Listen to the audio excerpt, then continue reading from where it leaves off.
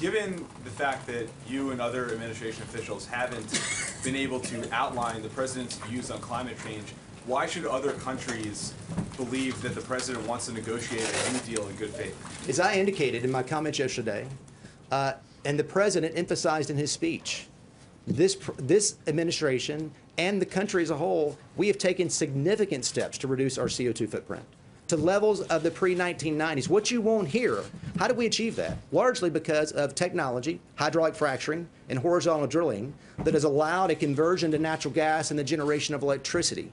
You won't hear that from the environmental left.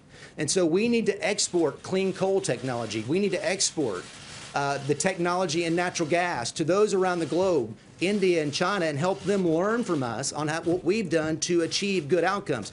We've led with action, not words. Paris, truly, Paris at its core was a bunch of words committed to very, very minimal environmental benefits and cost this country a substantial amount of money and put us in an economic disadvantage. Yes, sir. Yes, sir.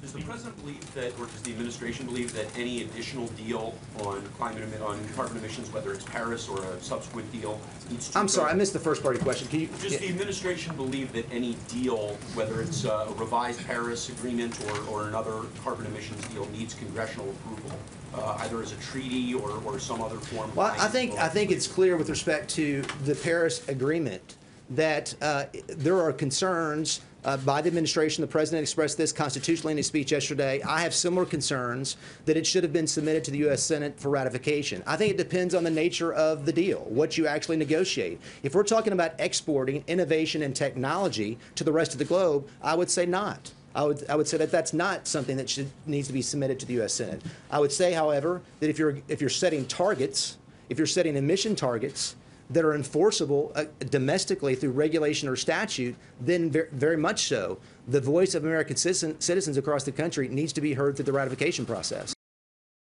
Hey there, thanks for checking out CNBC on YouTube. Be sure to subscribe to stay up to date on all of the day's biggest stories. You can also click on any of the videos around me to watch the latest from CNBC. Thanks for watching.